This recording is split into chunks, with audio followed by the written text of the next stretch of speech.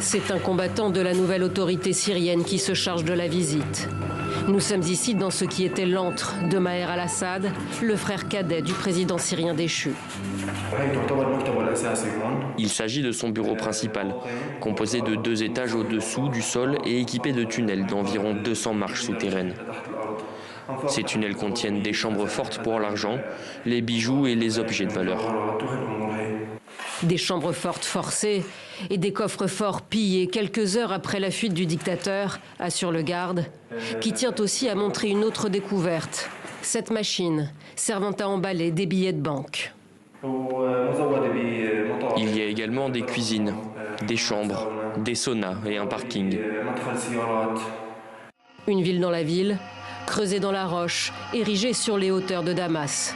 C'est d'ici que Maher al-Assad commandait la très redoutée 4e division de l'ancienne armée syrienne. Entrepôts, prisons, QG, le gigantesque complexe de cette unité d'élite chargée de la défense de l'ancien régime a été saccagé.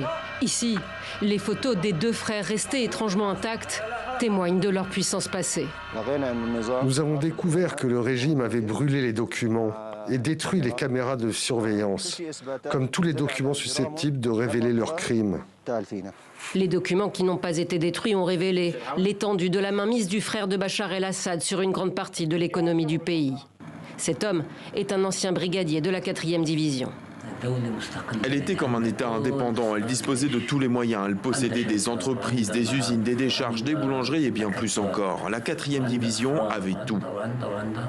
De nombreux officiers se seraient enrichis. Ils avaient de somptueuses villas, à l'image de celle de Maher al-Assad, surnommé le Maître. Une vie d'opulence, quand plus de 90% de la population survivait avec à peine plus de $2 par jour selon l'ONU.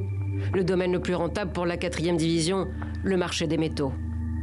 Elle contrôlait le fer, le cuivre et tout le reste. La vente de ferraille était exclusivement réservée au prix qu'il décidait. Pareil pour le cuivre.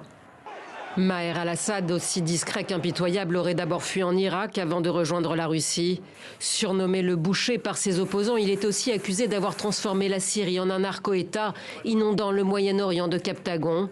Un trafic d'amphétamines qui a rapporté $10 milliards selon une enquête de l'AFP en 2022.